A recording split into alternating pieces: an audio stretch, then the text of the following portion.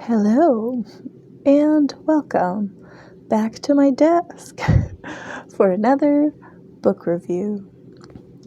We're wrapping up our trio of midnights in this review with Midnight is the Darkest Hour by Ashley Winstead. Okay, as usual, I'm going to let you know what this book's about, and then we'll jump into talking about it.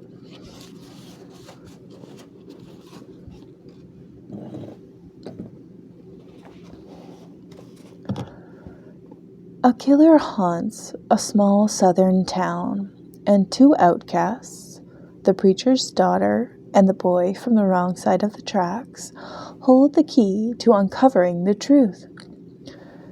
For fans of verity and a flicker in the dark, Midnight is the Darkest Hour is a twisted tale of murder, obsessive love, and the beastly urges that lie dormant within us all. Even the God-fearing folks of Bottom Springs, Louisiana. In her small hometown, librarian Ruth Cornier has always felt like an outsider, even as her beloved father rains fire and brimstone warnings from the pulpit at Holy Fire Baptist. Unfortunately for Ruth, the only things the townspeople fear more than God and the devil are the myths that haunt the area, like the story of the Low Man, a vampiric figure said to steal into sinners' bedrooms and kill them on moonless nights.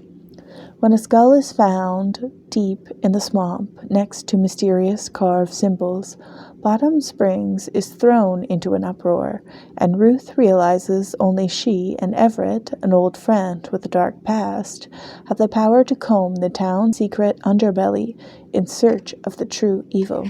A dark and powerful novel like those that fans have come to anticipate from Ashley Winstead, Midnight is the Darkest Hour is an examination of the ways we expect love, religion, and stories to save us, the lengths we have to go to in order to take back power, and the monstrous work of being a girl in this world.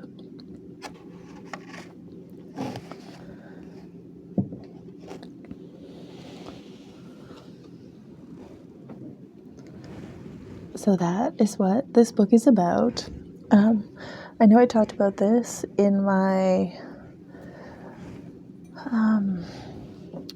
book haul video, but in case you haven't seen that, I'm going to talk about it now when I do my aesthetics portion of the book review. So visually, I think the main part of this book is striking.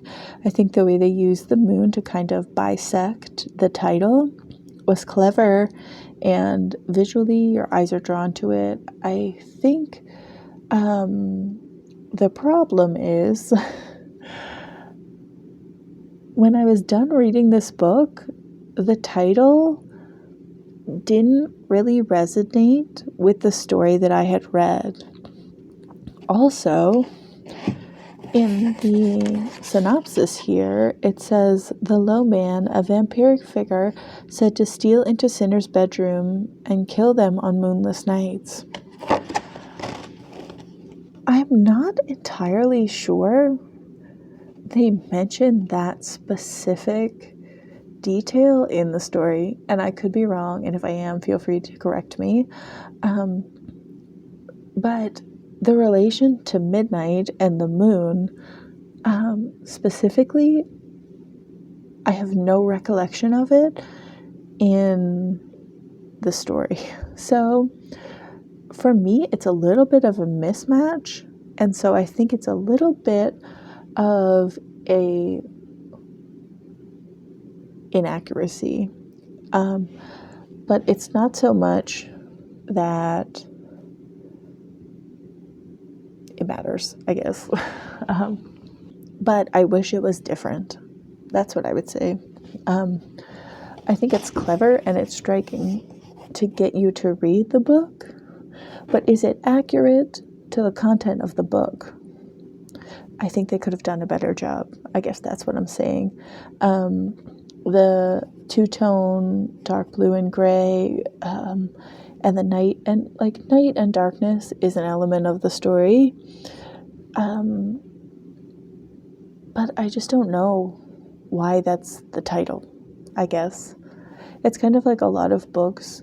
You have a revelation when the title isn't obvious. You have a revelation of why that's the title when you're finished a book. But in this one, I don't feel that way.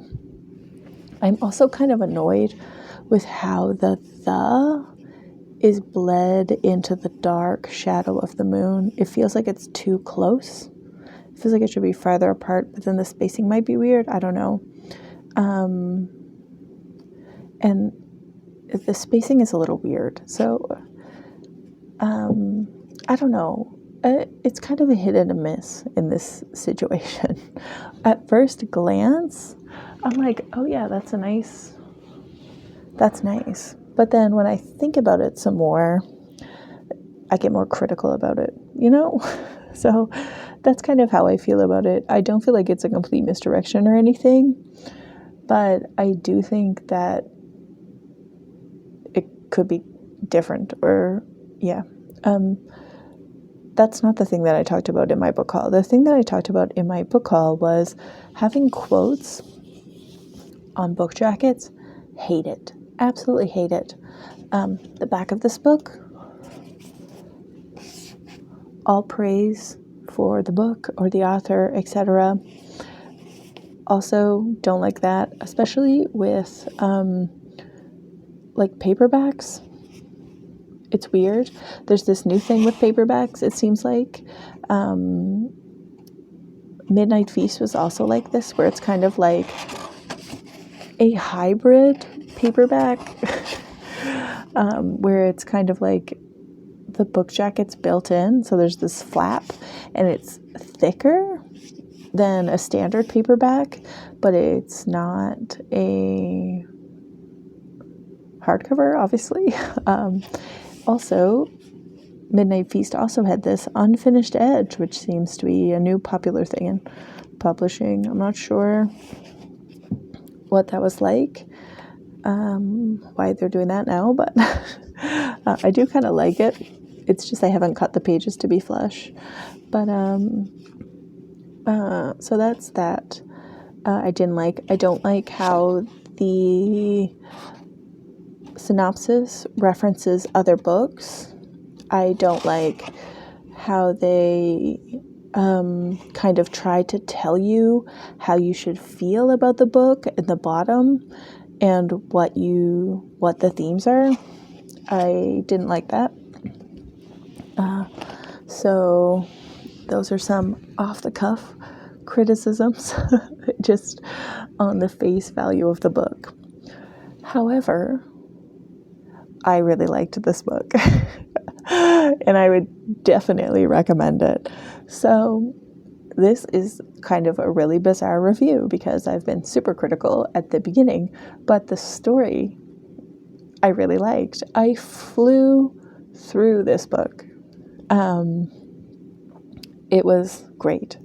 At least for me, I really liked it. This is another case of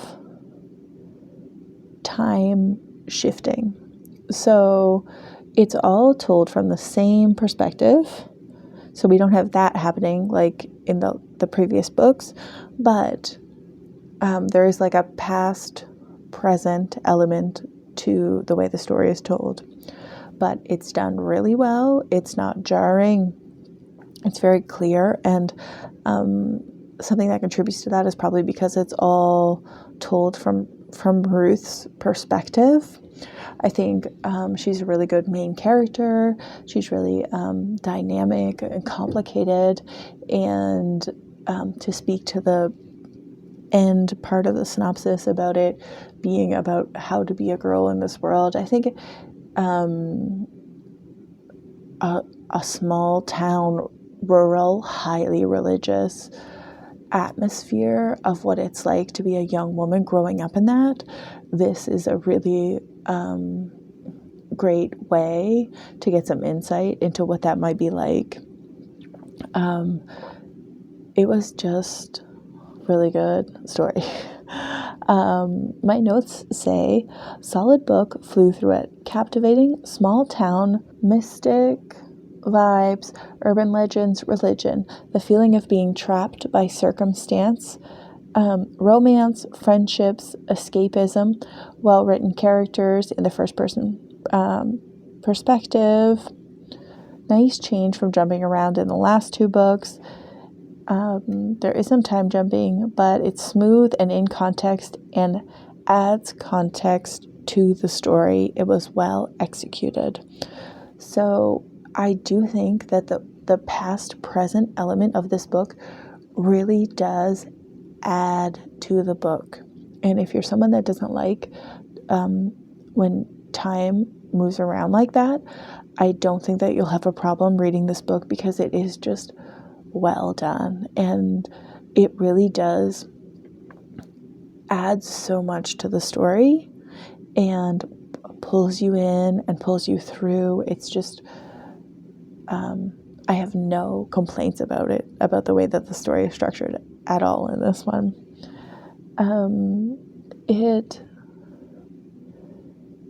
It's not the kind of, there's different elements to this story.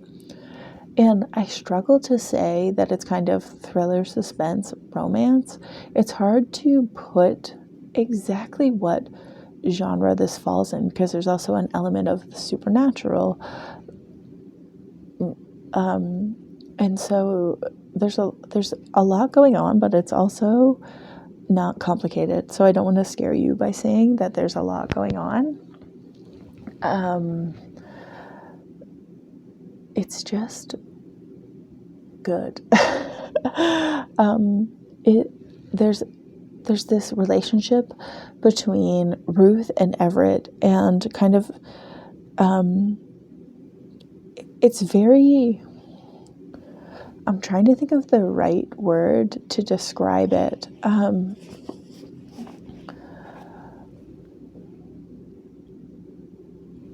I can't think of one, but there's kind of this element of that consuming type of love that like teenage girls dream about. On the front of here, it says, where Crawdads Sing meets Twilight meets Thelma and Louise. And they do reference Twilight in this book. It's kind of funny that's in here, because I read that book as a teenager, and to see it utilized in the context of another book that I'm reading now as an adult is just very, I don't know, like meta.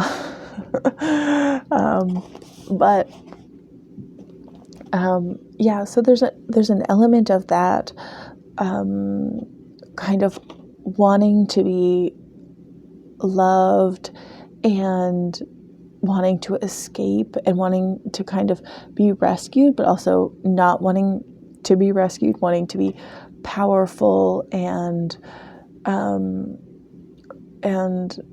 just independent and make your own decisions. And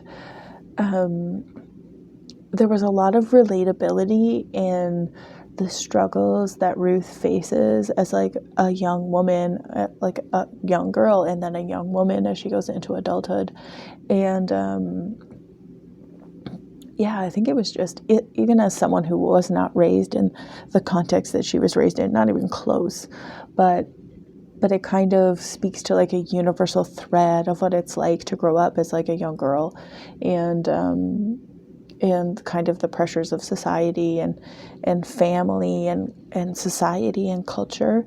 So it's kind of like, it's a book that's not meant to be that deep, but there is actually a lot of depth to the story, is what I found. So I was really surprised. and just kind of like her hope and like her dream of what it must be like to feel lost but just want to be free and happy, and kind of grasping at the person that is the hope for that for you, and what you will do for that person. This story takes turns. I am generally, when I watch movies, I am surprisingly excellent at predicting what's going to happen. But with this book, I could not nail down where the turns were going to be and what was going to happen. I was just kind of like, you think, and you're like, okay, I think this is where it's going. And then it's just like, okay, that wasn't what I expected. And I don't want to be like being like, oh, there's a twist, because it's not that. Like, people say, oh, knowing there's a twist ruins the twist. But this isn't like there's a twist ending or something. It's not. It's just like unpredictable in a really good way. And I'm going to insert a slight spoiler warning right now. I'm not going to give away anything specific, but spoiler warning. Skip to this time to avoid any potential spoilers. The only thing that I can say, like content-wise, that I didn't like was the ending. And it's not that like the ending was bad, it's just kind of one of those, see, I'm struggling with not wanting to actually spoil it. It's like you don't know the ending. It's left up to the reader to decide how the book ends, because it just kind of ends on a cliffhanger. And then after that, at the end of the book, there's a section of like discussion questions for like if you read this book in like a book club or like a class setting, although I cannot see you reading this book in a class setting, because there is a level of like mature content, but for that ask you like what do you think happened at the end. And I was just like, I legitimately hate it. Like, even if I'm unhappy with the ending, I would rather have a finite ending. So that's how I feel about that. So we'll come back into spoiler-free territory now. And I'm going to talk about something that I just talked about, but there were spoilers then, so I'm not going to spoil anything now. So something that I mentioned in the spoiler section was mature content. So there is talk of abuse, child abuse, violence of an intimate nature. I don't know exactly what you can say on YouTube or not say. But yeah, so, and like familial violence. So there's a lot of heavy topics that get referenced and spoken about directly in this book. So if those are things that you're not comfortable with, then know that going in. So probably steer away from it if that's not something that you're comfortable reading about. Much like the last book, Midnight in Beacon Street, there was a lot of kind of heavier topics in that book as well. But that one was like specifically a horror book, so you kind of know that going in that there might be some more mature themes. and language. This book, I don't know technically what you would classify this as, but it also has a lot of those mature themes and elements and language and topics in it. So if those are topics you're uncomfortable with, just find something that doesn't have all those elements in it. But outside of that, this was a great book. It was my favorite of the Midnights. And I'm really glad that I got it, and I'm really glad that I read it, and I would definitely recommend it if it sounds interesting to you. Definitely check it out. It was really good. Yeah, so I think that's pretty much all I have to say about this one. Let me think of if there's anything else. The setting of this book in kind of the U.S. South in Louisiana, I think that just choosing that setting, it automatically sets kind of an expectation of the environment and the attitudes of the characters and society, and it's a great use of location as a story element. In the swamps and the heat and the kind of myth and lore around the location, it really lends a lot to the storytelling. So I think that was a really good choice. I'm always drawn to stories that are kind of located in the South. So yeah, I think there's a lot of kind of built-in mysticism and conflict just in the choice of location that really helps the story along. So it puts you in a mindset that if you're familiar with that area, then it really helps the reader to kind of submerge themselves into the story. So yeah, just another plus, just another good thing about this book that I liked so much. So a bit of a surprise turn there. I know I started out kind of highly critical of the cover design, but really good book overall and would recommend. So thank you for joining me here tonight, guys, at my desk for another book review, and I hope that you enjoyed it. I hope that I was able to give you enough insight for you to decide if it's something you might want to read or not, and I will see you in the next one. Bye.